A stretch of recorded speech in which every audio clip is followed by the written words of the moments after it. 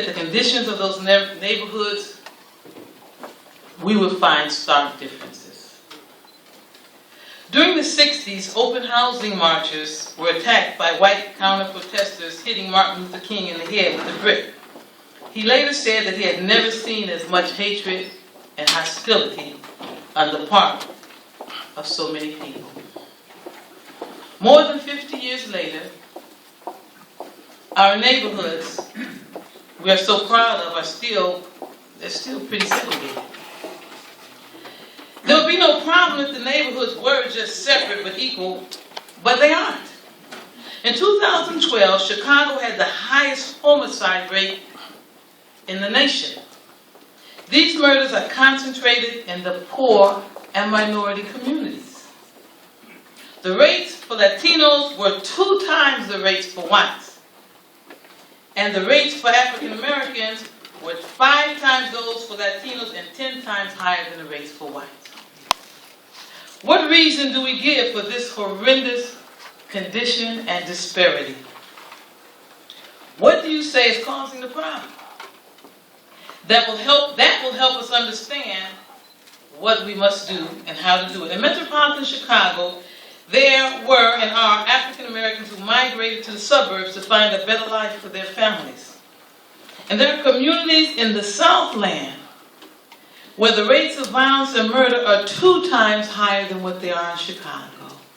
And I was talking with a brother right there from Rogers Park because we recently did a map, and I looked and I saw in there and it showed red for all the places where it was 3 times higher than the nation. And I saw Rogers Park, I'm like, what could be going on with Rogers Park? Because the map was astounding, because if you could look at every place where it was red, is every place where you found predominantly African American communities and predominantly poverty. How can this pain and suffering follow a people into their promised land? We left the South to come to Chicago, and we left Chicago to go to the suburbs. And why is it following? Where is it coming from? It held the promise of better schools, better homes, and better communities. And if we invite you into those homes, into those communities, poverty, suffering, the worst schools, and the worst living conditions. We have invented words to describe conditions under which these who are despised live. Once called ghettos, now they're the low end, the wild hundreds, holy city, terror town, and food deserts. Are they our neighbors? If not, will we visit them or will we invite them in? Are we obliged to these communities, these despicable, God-forsaken places? Places ravaged by gangs, drugs, and violence. Just as we are called to be devoted to God, we are called to impart goodness to all of mankind.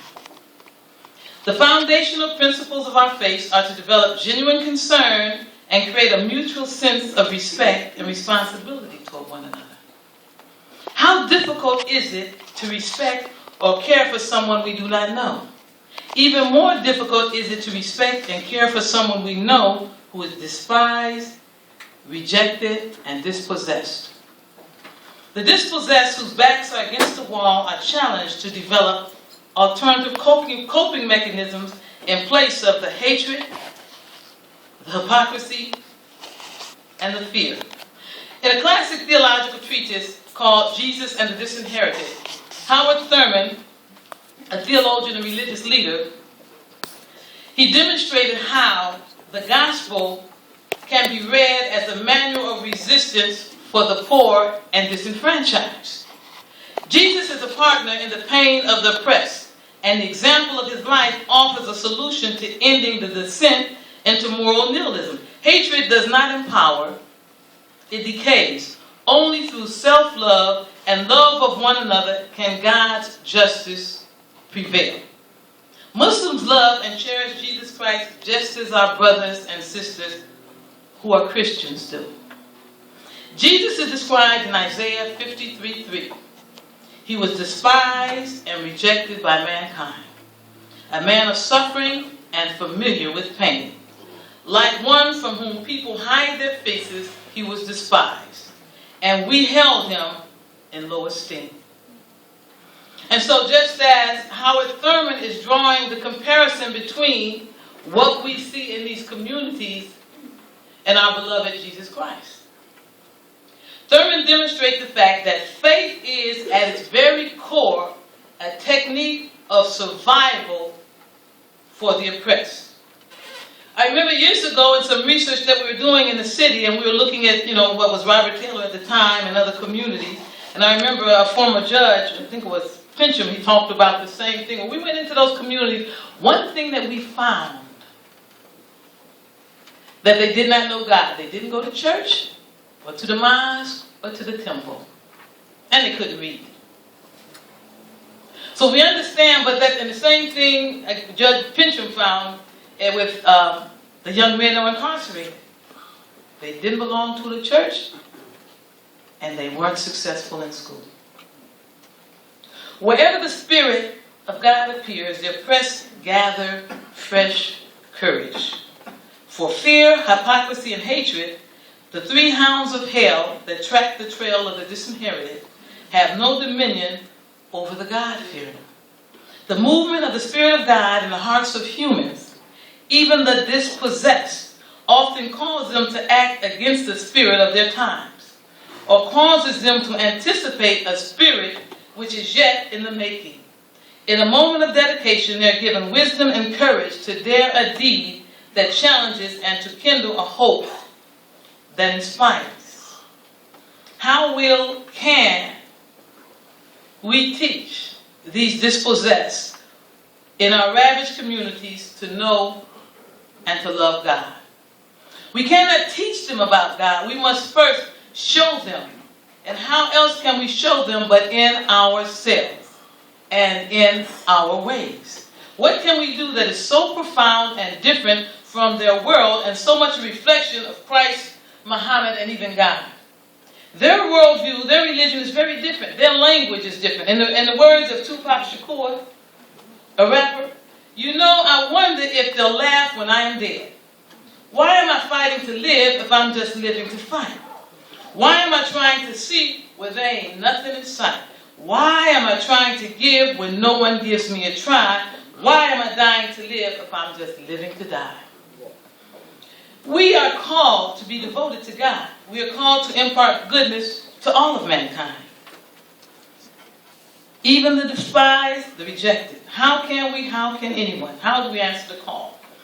There's a surah in the Holy Quran, El-Mayun. And it says, in the name of God, the most merciful, the most kind. Did you see the one who denies religion? That is the one who repels the orphan and does not urge the feeding of the needy. So woe to the worshippers who are forgetful of their salah or worship, who show off in worship yet refuse small kindnesses or help. And so it's saying in terms of worship, all of the things that we think that are so important, that we do those, but then we cannot impart the kindnesses. That's when we forget our religion. That's when we truly know we really practice our religion. I think of what Brother Dr. Khosroddin was saying. That is the true practice of each of our faiths. It is my understanding that this surah speaks not just to Muslims.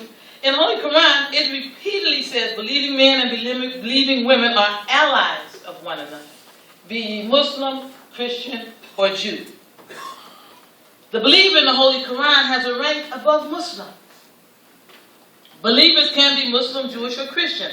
Whoso does good, whether male or female, and is a believer shall enter paradise and shall not be wronged. Those who believe in the Quran, and those who follow the Jewish scriptures, and the Christians and the Sabians, any who believe in God in the last day and work righteousness shall have their reward with their Lord, and them shall be no fear, nor shall they grieve. I end with a hadith of Prophet Muhammad, and may Allah be pleased with him. Beware of the pleas of the oppressed, because they will ask for justice from God, and God does not deny the rights of the deserving. And in the surah, a kind word with forgiveness is preferred over charity followed by injury. Allah is absolute and clean. And then There's another scripture from the Bible which helps us to understand the importance.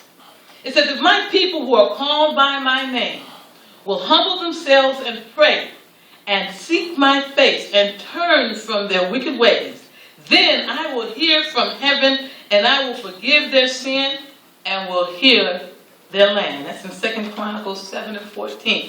Does not our land need healing? And it's not just that us, those who say we already know God, but if God has showed himself and revealed himself to our hearts, is it not our responsibility to go out to those who do not know and show them? If we look at each of those incidents, whether it was in Newtown, whether it was in Boston, they did not know God. And you can't teach that through your mouth. They can't receive it. The key is to bring our young, our poor, our rejected and despised to know God and to live a godly life. Of all things that we do as believers, our Lord wants us to be most mindful of our neighborly need. More so than prayer, because prayer is nothing if we do not do those things, which are things that bring people to God. We are the hand of God working in the world. We as believers are reprimanded. Even our holy prophet was reprimanded for neglecting the rejected and the despised, the surah called Ephraim. So again, I remind us in our thinking about what we must truly do. I know when we look and we hear these stories, it's easy to believe that there's just something wrong with the individual, and you're right. The only difference between you and them is that you were blessed to know God. Someone brought God to you. That's your responsibility to take it to them. Thank you very much.